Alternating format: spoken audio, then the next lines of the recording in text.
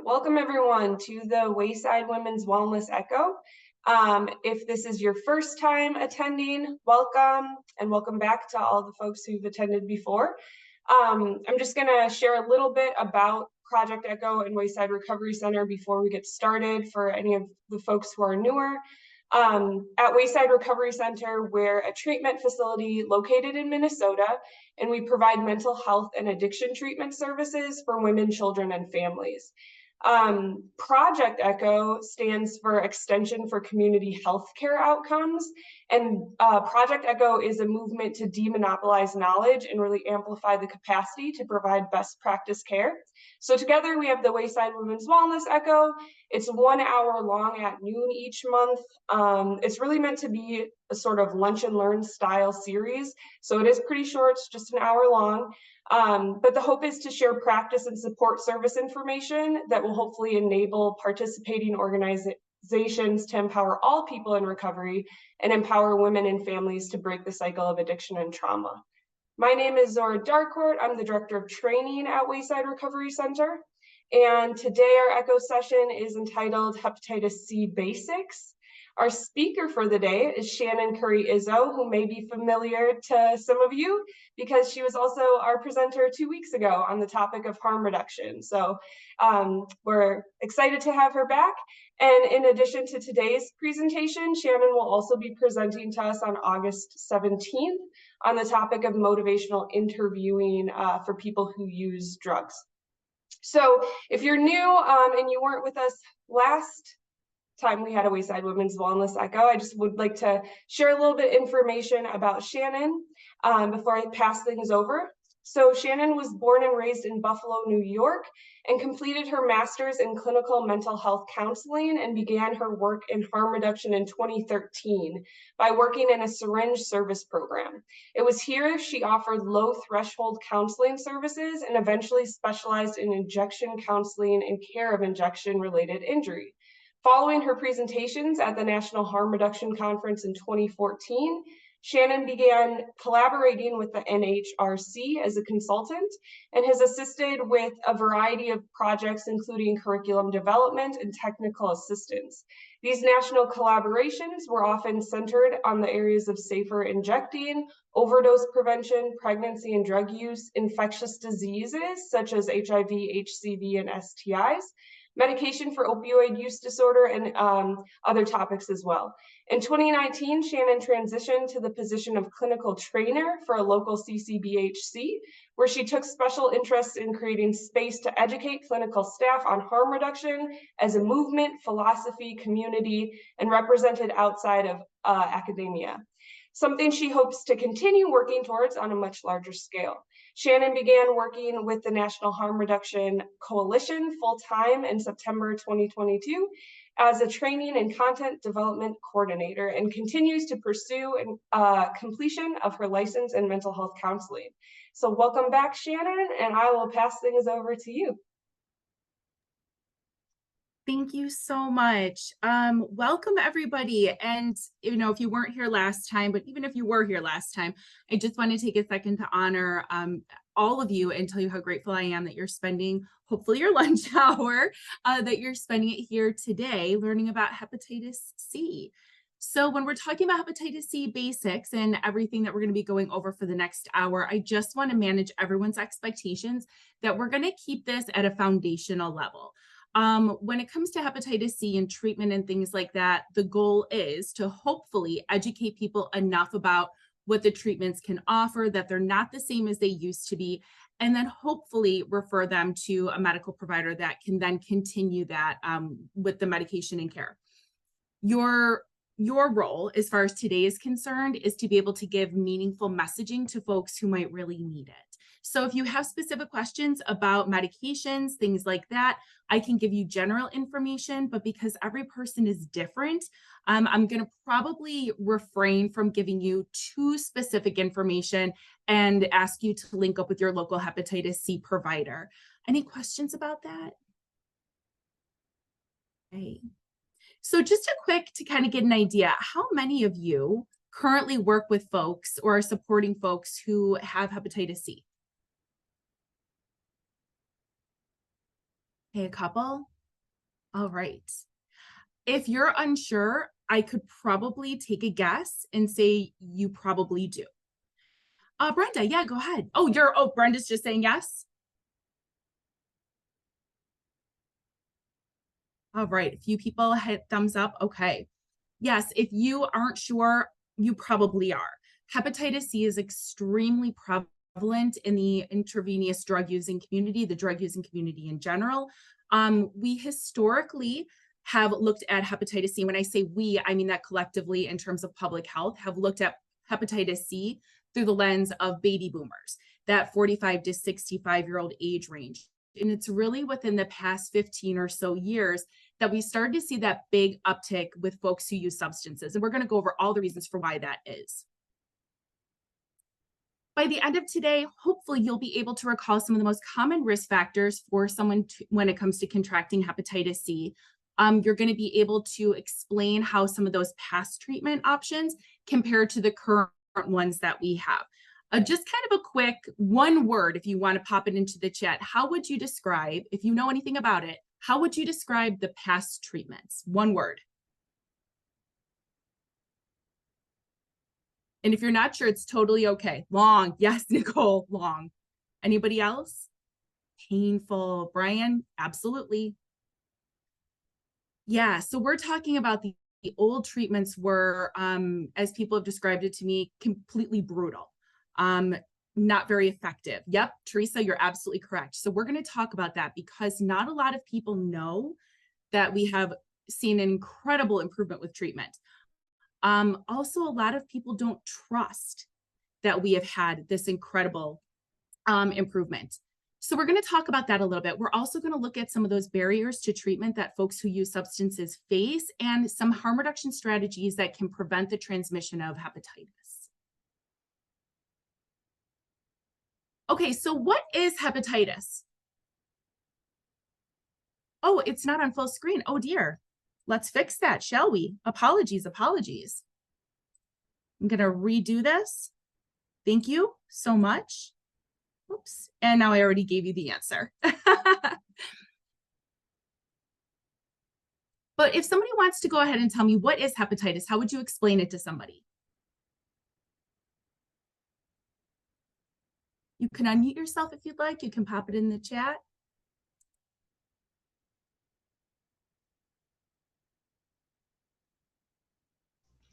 It would be like, I guess I would explain it, and I don't know all of it, but it would be like a disease that attacks your liver, per se. Is that correct?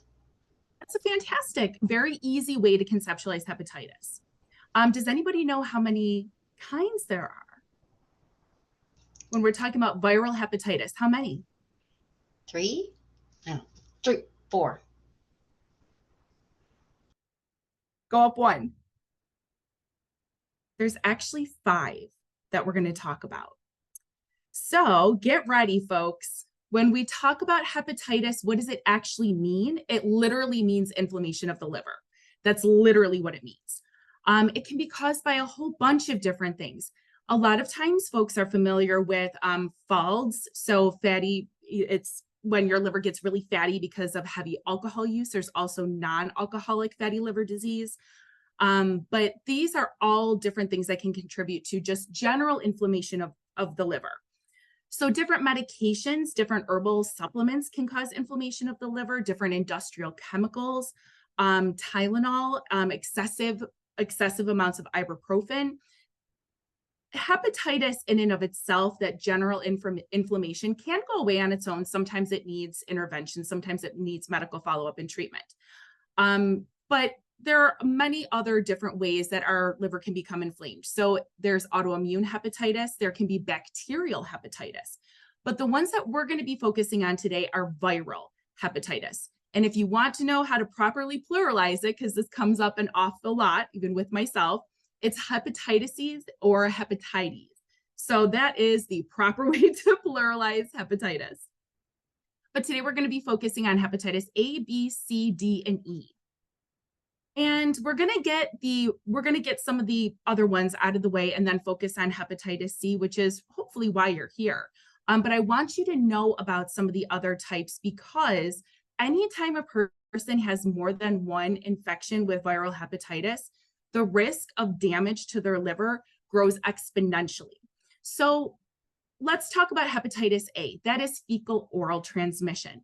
I often most hear about hepatitis A outbreaks usually when there's something on the news about a restaurant worker didn't wash their hands properly and a whole bunch of people got sick at X restaurant. Does that sound familiar? Anybody ever hear of those outbreaks? So different ways that people can contract hepatitis A. The good thing about Hep A though is that it is preventable with the vaccine. I think it was around 2005 in New York State. So I can't speak for Minnesota or any of the surrounding states, but in New York State, I believe it was 2005, there's something called birth dosing. So most people after 2005 at birth get their Hep A and their Hep B vaccines. Both are vaccine preventable. But if you were born before then, or for some reason you didn't get your birth dose, we still have to be concerned about this.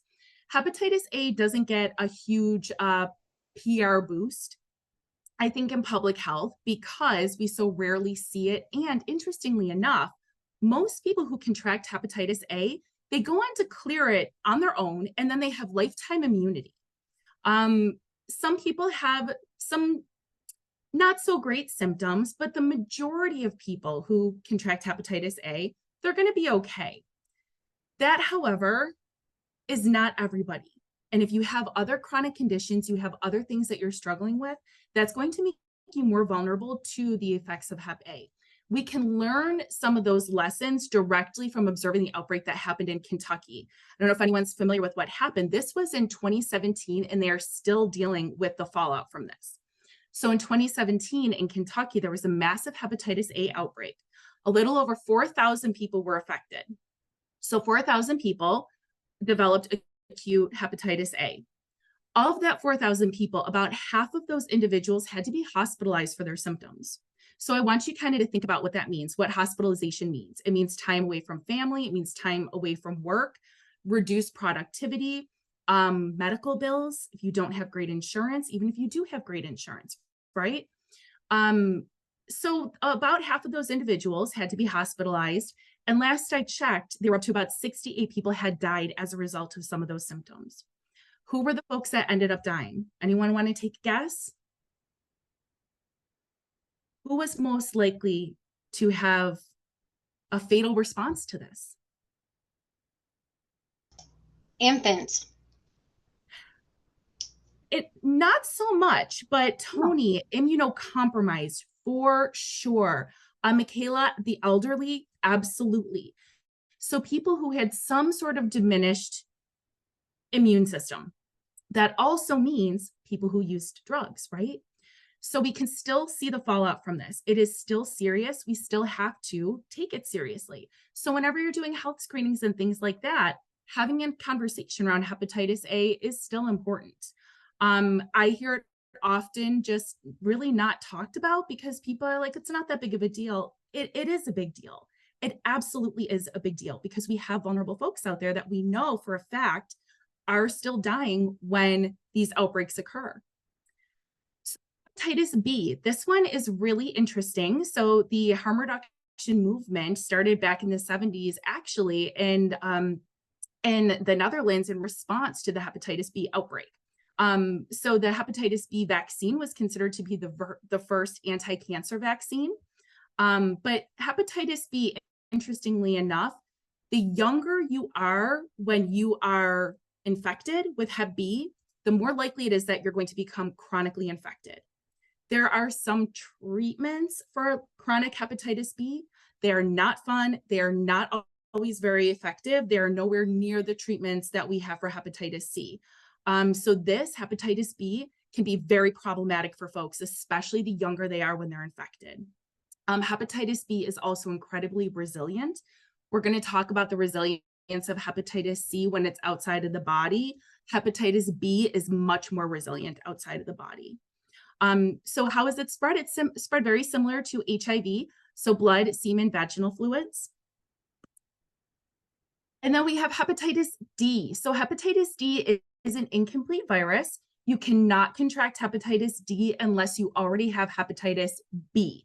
It needs B to replicate. Why is this important? Because a lot of people who are co-infected don't know it. And if you're co-infected, the likelihood of that resulting in long-term liver disease, liver cancer, cirrhosis, things like that are increased exponentially. So we still have to be talking about it. It's very hard to get a really good idea of how many people are co-infected worldwide. But just remember, if somebody does have a hepatitis B infection, they are susceptible to D as well. And then finally, we have hepatitis E. It's not that common in the United States. It's typically found in underdeveloped countries, especially when we're talking about poor sewage treatment. We're talking about folks who are living in very hard-hit natural disaster areas. We're talking about places that are essentially war zones. We're talking about refugee camps, places like that where sanitation is not good. That's what we have to really be concerned about. So if you are in a location, so I'm based in Buffalo, we do receive a lot of refugees here. So a lot of our physicians do regularly test for hepatitis E. It's transmitted very similar to hepatitis A. It's very similar in that respect. There is no vaccine for it. There is one that's approved in China, but currently there is not one that's approved in the United States. So again, if you're going to be working with folks who are coming from some areas that could meet these risk factors, you want to know about hepatitis E. So what are some of the symptoms? This is a picture that is a case study for somebody who has jaundice. Jaundice is one of the most common symptoms that people typically tend to associate with hepatitis.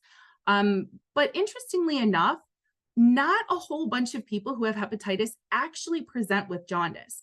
It's one of those common symptoms that people know, and yet it's actually not that common. What people will experience, nothing. A lot of times people will not experience anything, which is why hepatitis can be such a tricky thing in terms of educating people and bringing awareness to how important it is to take care of it. Because people oftentimes, in my experience, will say, well, if it's not impacting me, I don't feel any different. Why would I bother going through treatments that might make me sick? Might give me depression. It's going to be hard to follow up on. It's expensive, whatever the case may be. And when people do experience symptoms, a lot of the symptoms look like this list. And I just want you to think to yourselves, how many of you right now have any of these on the list? I just turned 40. I tick off about 80%. Anybody here? Anyone else feel fatigued?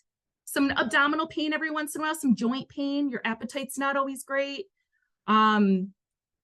Yeah. So a lot of these different things people tend to, and again, I'm just speaking from my experience, a lot of these things people tend to attribute to other things happening in their life. So for example, when I first started doing hepatitis C testing and getting people linked with treatment, I'd ask folks, how are you feeling these days? Do you feel fatigued? Do you feel like you have any, aches and pains? And I'd often have people initially, when I started asking these questions, look at me and say, I'm sleeping under a bridge. How do you think I feel? That's a fair point. That's a fair point. A lot of folks out there are chronically tired. A lot of people have different types of joint pain. A lot of people, especially depending on the substances that they're using, probably don't have an appetite. Depending on what their level of dependence is, they might have nausea and vomiting. So it's very easy, I've noticed, for folks to not really take these symptoms seriously and just naturally attribute them to something else. The jaundice is the one that usually people will come in and say, uh-oh, something's wrong, because it is so noticeable. But of all the people that I've worked with that have went through hepatitis treatment or have been tested and came up positive for hepatitis C, I don't know a single one that ever presented with jaundice. So let's talk about those symptoms a little bit more when it becomes chronic. So everything we talked about early, that's in that 6-month period. So when you first get infected with hepatitis C, that first 6 months, that's your acute period. And if it's persisted beyond 6 months, and that's going to be important when we talk about hepatitis C, but beyond 6 months, that's considered chronic. So by now, if you were able to clear the virus, you no longer are, it is chronic. It might take decades for somebody to notice that they feel any different. Hepatitis in particular has often been known as the silent killer. Baby boomers in particular are extremely susceptible to some of these severe adverse effects. A family friend of ours actually passed away 2 years ago from liver cancer due to hepatitis C, which was horrifying knowing now the treatments that are available. But because they were infected due to contaminated blood products back in the 80s, by the time the new treatments came out around 2014, their virus had progressed so significantly. And because they hadn't been feeling bad, and because it wasn't on the radar of other medical professionals, it really fell by the wayside, and that does result in death. So again, whenever we're talking about hepatitis, it affects the liver, and it absolutely can and does cause liver cancer, liver failure, cirrhosis, and eventually that can cause death. Why are you here though for hepatitis? So let's talk about it. When it comes to hepatitis C, this is a blood-to-blood virus. So we talked about hepatitis A, that's fecal oral. We talked about hepatitis B, that's other bodily fluids. D, same as B, and E, fecal oral. But hepatitis C is exclusively blood to blood. We don't have a vaccine for it like we do for A and we have for B, and arguably if you live in certain areas, hepatitis E, we don't have a vaccine for it, but we do have a cure. I've heard a lot of folks have some mixed feelings about using the word cure. How do you all feel about it? What do we think about using the word cure?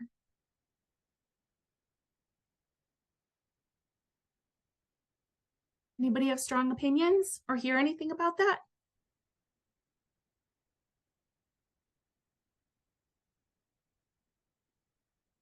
So part of the reason why I'm asking, I have noticed that when it comes to talking to people who might be candidates for the treatment, saying there's a cure can sometimes be met with some suspicion. The word cure, when I've actually kind of teased through it with folks, can sometimes sound like it's too good to be true. Or the idea that if I'm cured, I can never get infected again. So I tend, well, Cynthia, that's really interesting. So it can't necessarily come back if you take the treatment, but you can get reinfected. So we have to be really careful with any post-treatment messaging that we're talking to somebody about, because it's once you take the treatment and your blood work shows that you no longer have the virus, it's no longer detectable. It's not like HIV where you need to keep continuously taking medication. It's a little bit different. But once that treatment is done, you're good, you're fine, you're okay. And if you continue to put yourself at risk of exposure, you absolutely can contract it again. So that's kind of tricky. I tend to, Lisa, I would hope that people who take the treatments would be mindful of that as well. And we all know that when it comes to addiction, relapse is a thing that absolutely happens. So it's not, I don't want to say it's common for people to get reinfected because that's not accurate. It can happen. It's a reality, which is why harm reduction messaging is so important. But we want to consistently be reminding people of how they can get infected, because there's a lot of interesting street mythology out there around hepatitis C. So again, you don't get that lifetime immunity. And interestingly enough, if there's any folks who were born in that baby boomer generation, you might have heard of hepatitis C being referred to as non-A, non-B hepatitis, or hepatitis non-A, non-B. When we first found this out in the late 80s, it actually sparked worldwide blood screening protocols. So the discovery of hepatitis C really sparked the movement towards universal precautions and blood screening and testing protocols.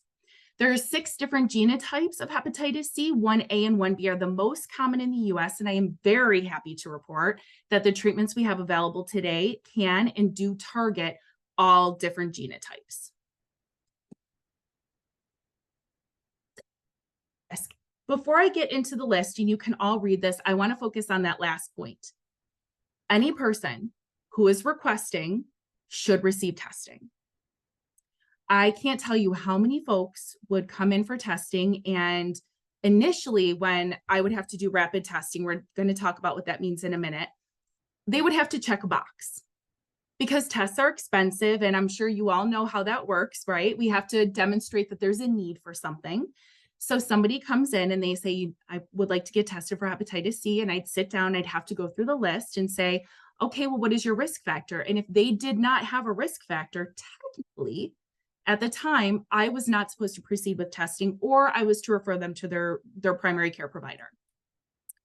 Who wants to tell me why there's a big flaw in that philosophy? What's the problem with proceeding like that? You have to check a box before I can do this screening.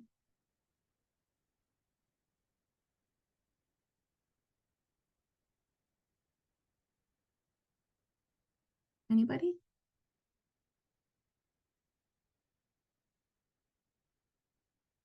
There can be a lot of stigma around why somebody is coming in for testing that they might not want to tell me because they don't trust me, they don't know me, they don't know where this information goes.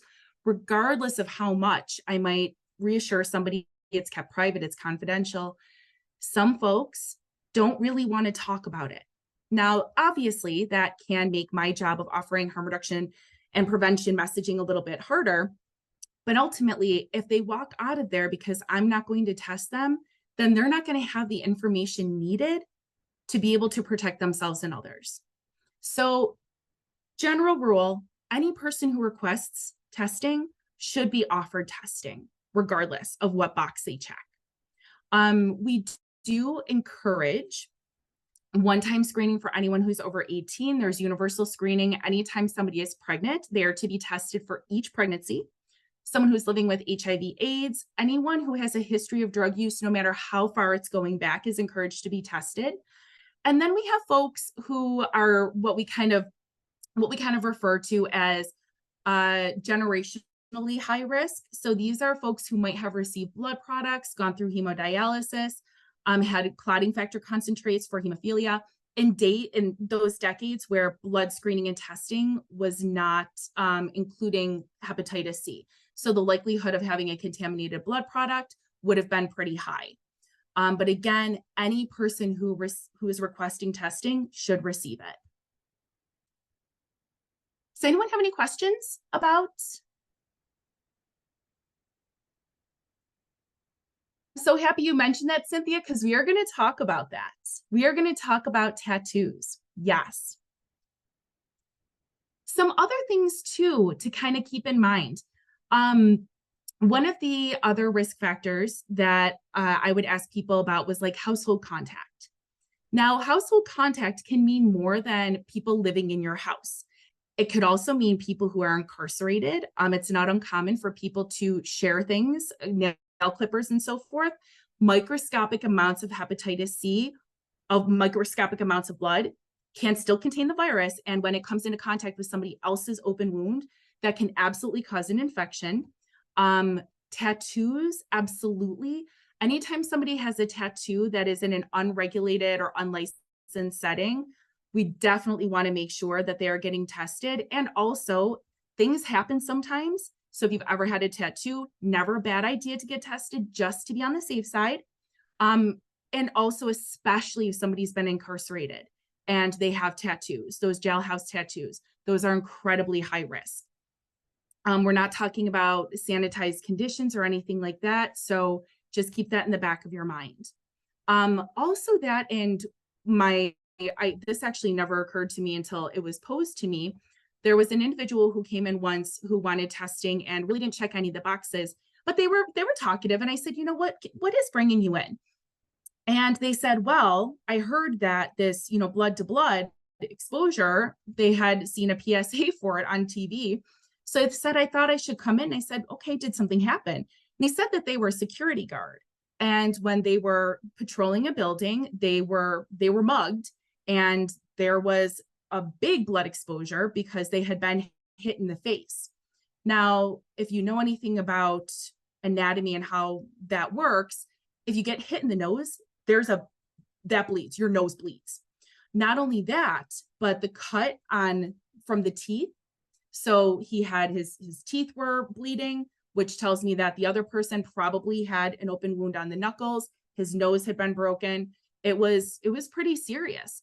That to me was a risk factor that I hadn't even really considered until that moment. There are all different ways that our blood can come into contact with others.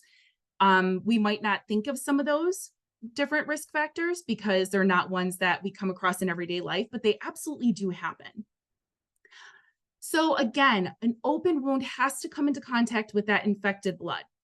I'm not advocating for anyone doing this, but to give you an idea, if there was a pool of blood in front of me and I took my hand and I put it in that pool of blood, as long as there is no breakage on my skin or anything like that, there wouldn't be any way for me to have an exposure. However, I bite my nails. If I am to turn my hand over, even if I wiped up that blood spill with paper towels and I didn't see that blood anymore, if I had a cut on my finger and I put it on the surface, that could still be a point of contact for transmission. Hepatitis C, it's incredibly resilient. It can remain infectious in room temperature environments anywhere from 6 weeks to 2 months. There's a really interesting graph. Some of you might have seen it where it actually goes through how long hepatitis C can survive in different areas. And when I first saw it, it was really interesting and I really liked it. And then I started to get questions from folks saying, so if I had a syringe that I reused and it's been 3 months, I should be okay. And I realized maybe this is not a helpful message because I don't want anyone, I don't know the other circumstances that are happening in that environment. And I never want anyone to be putting themselves at risk because they're going by a general chart that was created doing a study in a very controlled environment. So it's a good kind of way to conceptualize how resilient the virus is. And at the same time, please don't get too tied to timeframes because we can't guarantee that. It can be 6 weeks, it can be 2 months, it can be a few days.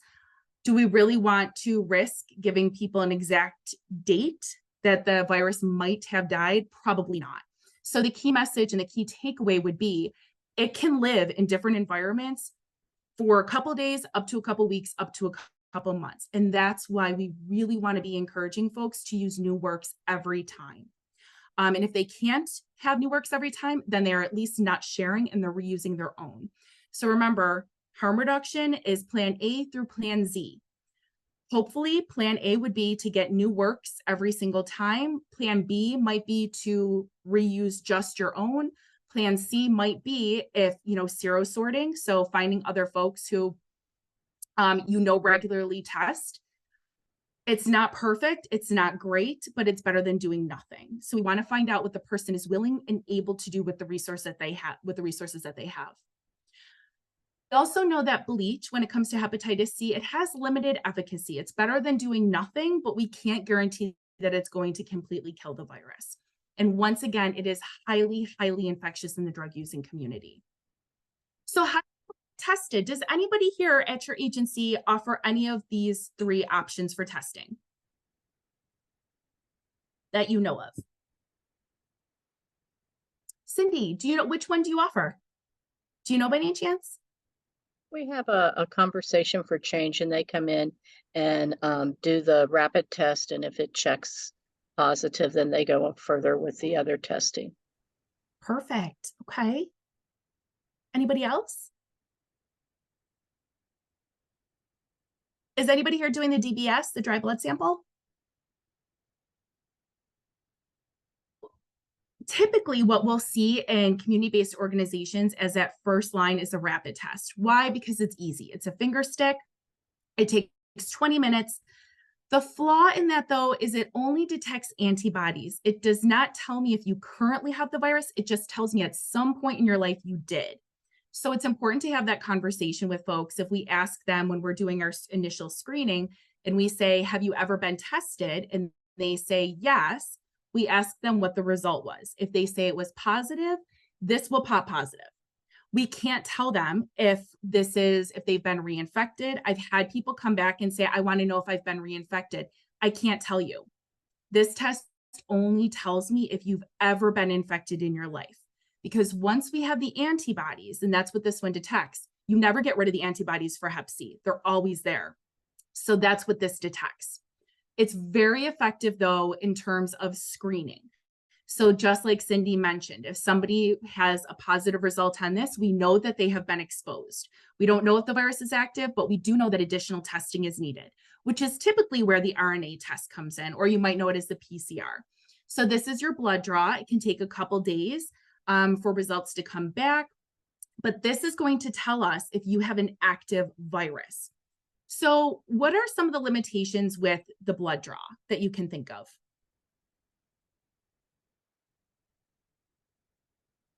What are some drawbacks with the blood draw? Many of our peers don't have phones. You know, like you said, they're under the bridge, some or in a homeless shelter, and they don't have, so we can't get back in touch with them. That's a huge problem. Cindy, I don't know if you've ever run into this, but sometimes we'll have testing events and we find out that somebody, we try and refer them and we can't get a hold of them, and then they come back a couple times. So we keep doing screenings, but we don't actually know what's going on with their viral load. Being able to follow up, give people their results, that can be a huge problem. The other thing too is for a lot of folks who use intravenously, they suffer loss of venous access. So they might have really hard to hit veins. Some people, if they have been in recovery, getting blood drawn can be very triggering. Yeah, Teresa, absolutely. Fear can be a huge thing for some folks. Are they going to be able to get a vein? What if they can't? What if I don't know that I can see a needle? And some folks generally have a very hard time with getting blood draws because of just seeing their own blood. So what did they do to kind of help with this? They came up with a dried blood sample. So this solves some of the concerns. We can at least know what the person's viral load is, and you only need a finger stick.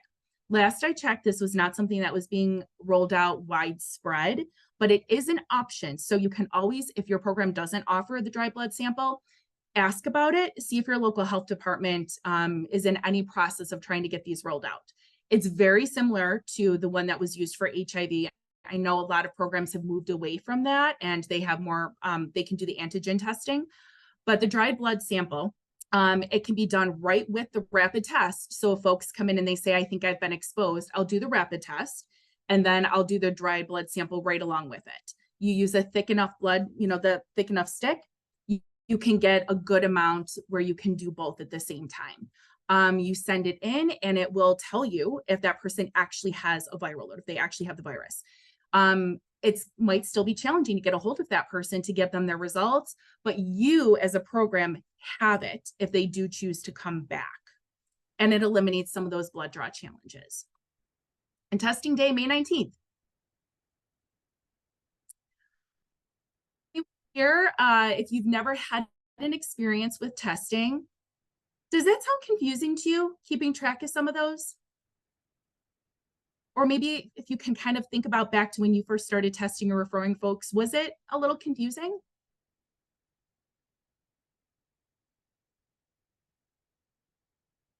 It was confusing to me initially when I first started learning all of this, and it was trying to figure out how to talk about antigens, antibodies, things like that with folks in a way that they understand. Please don't take it for granted that the folks you're working with are going to know what you're talking about. Really try and meet them with their language. I'll kind of watch how a person's receiving the information. And the moment I kind of start to see the eyes leaving or the scrunch, I'll try and reframe what I'm talking about. You get exposed to hepatitis C, your body builds an army. This test, it's just testing for the army. That's all we're doing. That's your antibodies. So try and find a way that you can talk about some of these concepts in a very real way that makes it accessible for everybody. So hepatitis C progression. So when you are infected, about 100% of people who are exposed, you're considered to have an acute infection. And after 6 months, because our bodies are amazing, with hepatitis C, a lot of people end up clearing it on their own with no medical intervention. Don't forget though, they still have the antibodies. So of that 15 to 25%, they can still be reinfected. They do not have lifetime immunity, and I can't say that enough. But of the other folks, that it can become chronic. And then over lifetime period, about 80% of those folks are going to be stable and hepatitis C might never affect them. But for that other 25%, they might go on to develop cirrhosis, and it's very slow progressing, eventually to liver cancer, cirrhosis, and eventually death.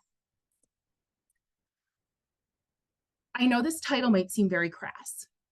I have to tell you the reason I included it is because somebody actually asked it.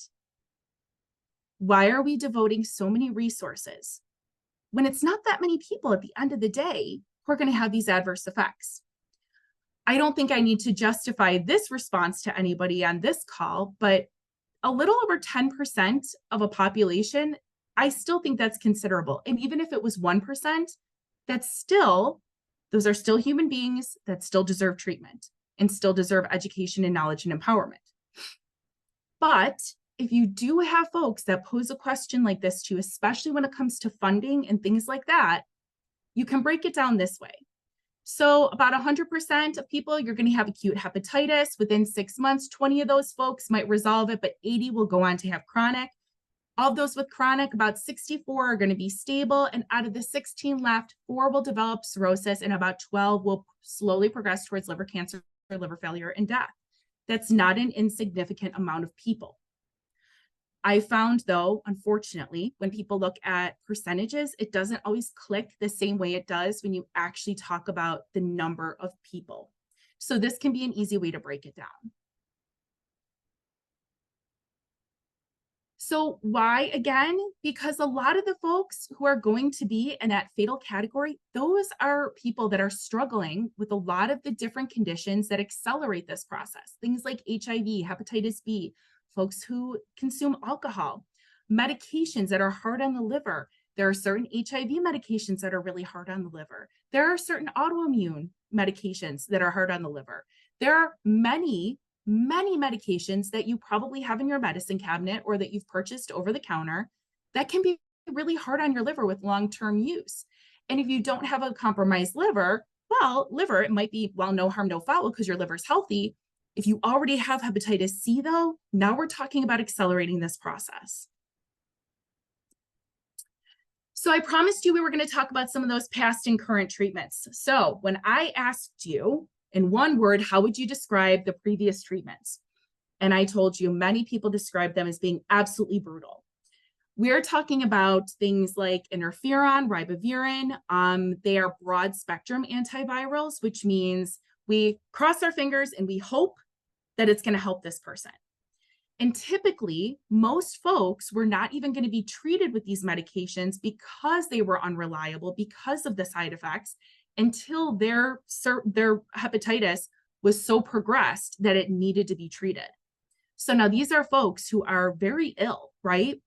There was often extensive testing that had to justify getting the treatments in certain areas, not all areas, but some areas had very, very strict requirements on who they would allow to be treated. If you use substances, absolutely not. You are not going to get the treatment, or it would be very hard for you, or you'd have to demonstrate at least 6 months, if not more, of continued recovery with no substance use whatsoever. The success rate, it was about 50% or less. The side effects were incredibly significant. We are talking about anemia, fatigue, nausea, depression, suicidal ideation. I had one person who, when we were talking about the new treatments, burst out in tears because they had gone through the interferon treatments and could not continue because they were so suicidal. It was horrific for them. I also know some people who did have their hepatitis C essentially treated and cleared because they took some of those old treatments, but the process had some very serious lasting effects. And don't forget, a lot of times when we're talking about drug use, we're talking about generations seeing others in their family use substances. So it also wasn't uncommon for younger folks to come in with hepatitis C, and when the topic of treatment would come up, would have these incredibly visceral reactions to it. Oh my God, I'm not taking that. I'm not taking that. I'd never take that. Do you know what that does to you? Because they watched their parents go through it and they saw how sick they were. And personal experience oftentimes weighs a lot heavier than anything I'm going to tell somebody. But the good news is with the new treatments, a lot of that has been addressed. Most medications are going to be effective between 8 and 12 weeks, as opposed to the 6 months before. They treat all genotypes, and what we really want to do is emphasize advocacy, peer supports, and education. The side effects are nowhere near as bad as they used to be. And there are definitely, there are statements coming about the benefits of a treat all strategy. So no matter what somebody's substance use history or their current presentation is, we want to be treating people. The medications initially were incredibly expensive, and we have seen so much competition come out that price is going down and down and down, but it's still really expensive. So the benefit, though, in treating everybody is that overall, it could save us billions in terms of healthcare costs. So many fewer cases of cirrhosis, fewer liver transplants, much fewer hepatitis C related deaths. So it really is in our best interest to treat everybody regardless of what they're doing with their life. I often kind of like to think about what does this mean? We would never withhold cancer treatment for somebody who, and I've seen this, I live really close to Roswell, which is a major cancer treatment center. If somebody is smoking, they don't withhold cancer treatment. If somebody is unable to change their diet, we don't withhold insulin. So it's kind of the same idea here. We wouldn't be having a lot of the conversations we do about hepatitis C treatment if the medications were a lot less costly. So what does this mean for you all? With hepatitis C in particular, there has been a huge uptick in the 20 to 29 year range. So we're getting out of baby boomers now. We're starting to see the highest cases, the newest cases are folks who are reporting intravenous drug use as that main transmission. We can also see here injection drug use, men who have sex with other men, sexual contact, and multiple sex partners. We see a lot more here than we do blood products or anything like that. Yes, 81% of adult Americans with Hep C are baby boomers. That's because we're talking about chronic Hep C. We're not talking about those new cases, and we have to keep our eye on those.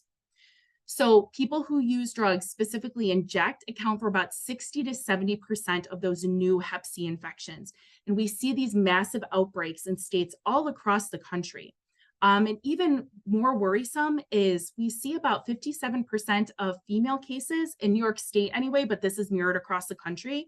We're seeing a huge uptick in childbearing age, which is very concerning because the medications currently, as they are not approved to treat somebody who is pregnant. And when it comes to Hep C risk factors, the biggest thing is sharing injection equipment. I can't say it enough, and that's the one that we're really going to be focusing on, that and other drug equipment. We talked a little bit about being exposed to blood on the job, living with an infected person, sharing hygiene supplies, also toothbrushes and razors. When people at the program I used to work at would graduate from Hep C treatment, they were given a new hygiene kit, so it would have new razors in it, new toothbrushes, new nail clippers. Anything like that can pierce the skin and should not be used by somebody else because it could also pierce their skin. And this photo I want to sit with and talk about for a second because this is all different paraphernalia that could be used in the injection process. Now, when we're talking about blood contaminating any of these items, that blood can still exist there when that water has dried. It can still exist there even if you rinse it out, if you haven't washed it thoroughly enough. So alcohol pads, people unfortunately tend to reuse alcohol pads if they are putting it on top of a wound after they've injected, which we advise not to do anyway, but people do it. That blood can absolutely infect another person. The cooker, so the spoon, some people use a cap, some people use a spoon, whatever the case may be. If they are injecting, they go back and their blood contaminates that spoon, that cotton. If they let somebody else use that, that's a mode of transmission. The syringes, that's a mode of transmission. A water source. If people are going back into a water source after injecting, that entire water source and the cup is now been contaminated with Hep C. Same thing with cigarettes. It's not uncommon for people to share cigarettes with folks who smoke crack especially, or use other stimulants like meth. They're prone to the lips cracking, poor oral hygiene. Any blood from an infected person that gets on that piece that is then shared with somebody else and it comes into contact with a crack on their lip or some other way that it can get in the body, some other blood source that can get in the body, that can be a potential infection. So for the vast majority of the population who does not engage in these behaviors, the risk of contracting hepatitis C is very low. However, if you're in this community, there's so many different points of potential contamination. So when it comes to other types of drug paraphernalia, sharing straws, for people who snort drugs, it tends to erode the nasal passage. People are prone to nosebleeds and all things like that. So if I'm using a straw and I give it to somebody else, my blood has gotten on that straw and now another person is sniffing it, which can make its way into their mucous membranes. Sharing pipes we talked about. So helping a person understand the risk factors around how they use their substances is really important. But the barriers can be numerous. The biggest one we've kind of talked about was understanding their test results. This is a huge one. They're antibody reactive, but undetectable viral load. What does that even mean? And I've had people who just have kind of learned to nod and they can repeat the words back, but don't actually know what it means. And then I wonder why they've been reinfected. Or if they've been reinfected and they had a natural resolution, what does that even mean? Aren't I immune? No, you're not. And then we have to hold a whole conversation about that. We also have to contend with street mythology. The drug using community is a culture just like any other culture. It has its own norms, shared beliefs, things like that. One of the biggest ones I can tell you, there are so many folks who genuinely believe, in our area anyway, you can give yourself Hep C. And I've absolutely heard this same talking point from clinicians who didn't have a background in hepatitis C. I'd say, well, I had a training not long ago where I was talking to another therapist and I said, yeah, we have to be mindful of different street mythology, like, you can give yourself Hep C. And they looked at me and they said, I thought you could. So, no, hepatitis C is a virus, just like any other virus. Can't give yourself HIV, can't give yourself the flu.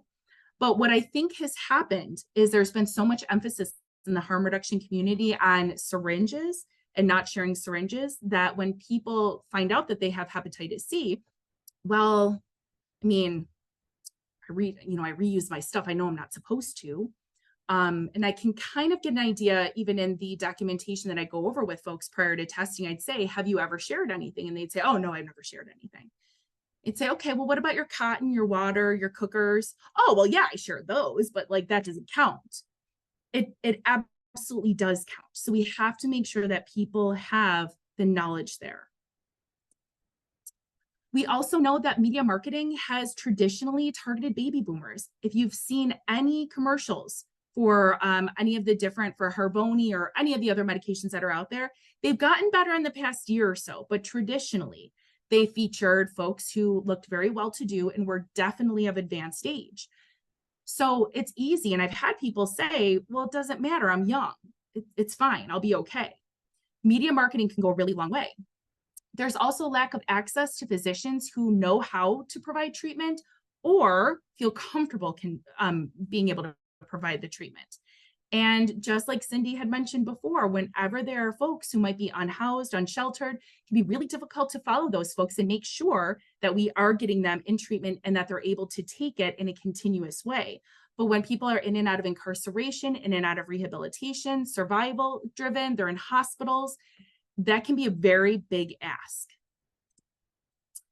So where do you come in? You all are the perfect translators. Understand how to make a cultural connection with folks, know the local language, the norms, the beliefs that people have around hepatitis C, and build your cultural competency skills for sure. But you all are the perfect translators. So what are some harm reduction messages we want to make sure people have? Use all your own equipment. Know how to clean it if you have to. Get regular testing, know the signs and the symptoms. Maybe it is because you're sleeping on a flat surface and that's why your body hurts. And maybe it isn't. Keep up on wound care. Know how to properly bandage wounds, keep everything covered. And if you do have hepatitis C, consider the treatment. Engagement, one of the things I always love to talk about is symbiotic goals. So symbiotic goals is, at its essence, it's really what you see here. It's two things working together and achieving mutual goals. So with folks who use substances, they might not always be ready initially to do the treatment, but they might, or they might be completely disinterested, but they might be interested in preventing cotton fever, let's say. So we know that cotton fever is a body's reaction to a massive dose of bacteria because people tend to hang on to and reuse cottons as filters. So if I want to prevent hepatitis C and I want to offer some education, and this person wants to be able to prevent cotton fever, I can give them some basic information on how to prevent cotton fever by not sharing or reusing your cottons. That's going to address their goal, and it was also hepatitis C prevention and education. Same thing with hepatitis C treatment. The person might not be interested in getting treatment, but they might want to get back on their mental health medication. So what do we do there? Well, let's get them engaged in care with the provider that they trust. Let's meet that goal first. And because we're meeting that goal, we're also developing motivation to get hepatitis C treated as well. It can be really common for people to say things like, if it's not going to hurt me, why would I bother? So using the common sense model can be very helpful. And the common sense model is exactly what it sounds like. If people don't think that they're being impacted by something, they're not going to do anything about it. So it helps kind of refocus what that person's perception of their illness actually is. So how I use this with folks is, yeah, you're right. Why bother? I completely hear you. How have you been feeling though lately? Not great? Well, I'm living under a bridge. Yeah, I hear you. That could absolutely be why you're not feeling great. And also, maybe it's something else. What do you think? And it starts from that basic exchange. We don't have to convince the person of anything, but we do honor that their perception at this moment might not be that this is very important. So you lean into it as opposed to leaning away from it. This is your time to offer education and bring awareness to symptoms. I can't tell you how many times I thought that conversation went nowhere with somebody, and maybe a week or two, they came back and said, I did notice that my urine was looking a little weird. I did notice that maybe I haven't been feeling right. I have this pain where I didn't always have this pain before. That has absolutely happened. So don't be afraid to lean into these conversations. They might not look fruitful at first, but they stick with people. And when it comes to hepatitis C prevention, fatigue, telling people you have to do this, you have to do this, don't you know about this, can really start to dilute the message. And we see this with other messaging. People tend to tune out on. I remember when I was smoking, there was somebody who came up to me and they were like, don't you know those things can kill you? And I was just in a very combative mood that day. And I was like, what? They can? I had no idea. And because people know, right? I mean, we don't need to be overtly saying these things. What we do want to do, though, is we do want to lean in and find out what somebody's motivation is, right? Why are they engaging in this behavior? And then work with them literally where they're at, instead of saying no, don't, and stop. No, don't, and stop don't often go very far with people. But if we say, okay, this is what you're doing, let's talk about why, that can be a lot better. So when you're talking about hepatitis C prevention messaging, really lean into that. I found a great deal of success, believe it or not, with creating memes. I did a lot on our social media page, and I just came up with some really creative memes. And it wasn't telling people no, or don't, and stop. It was offering information in a really funny way that really sparked a lot of very interesting conversations. And then we want to be focusing on strengths-based messaging, right? So anytime you're working with somebody and they might not want to hear it, let's focus on what they're doing well. You're great keeping with your appointments. What do you think about treatment? You've been doing really good with that. And if the person's like, no, not right now, that's okay. But you want to keep revisiting every once in a while without kind of hounding them. Or maybe you tell the person, you've had a few questions about your hepatitis, and I can tell, look at what you're doing to try and take care of yourself. What if we made an appointment and I can practice with you what to say to your provider? We can walk through what it's going to look like, what questions you might have. They might not make that appointment, but you're laying the groundwork. And that's what this is really about. Because we really want to build a person's resilience. We want to make them feel that they can do something. We want them to value their health, and we want them to have a positive perception of what they're doing and how they're moving forward. So what it can look like is, I can do this and I'm a good person and don't want to infect everyone.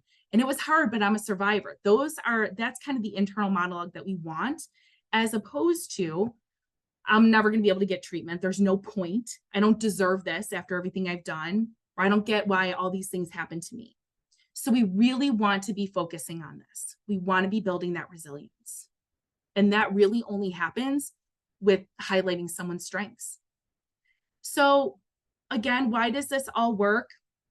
We can offer an intervention at any stage a person is in, from pre-contemplative to maintenance, or especially if somebody has relapsed, because we don't want that relapse to be the time where somebody gets reinfected, or if they haven't gone through treatment yet, infect somebody else. So think about what your folks need, how they best receive information, have a little fun with it. Don't be afraid to ask deep questions. But ultimately, always be respecting someone's autonomy, give that meaningful education, and information really is contagious. And we're hoping that information can be more contagious than hepatitis C. So once again, people are going to forget what you did. People are going to forget, what you said, but they're never going to forget how you made them feel. Any questions? I know I took us right up to our time, but if anyone has any questions, I'm here for it. And Teresa, you know what? I encourage everybody to think about the words that mean most to your folks. Some people do better with one word, some people do better with others. So having different ways to conceptualize recovery can be really powerful.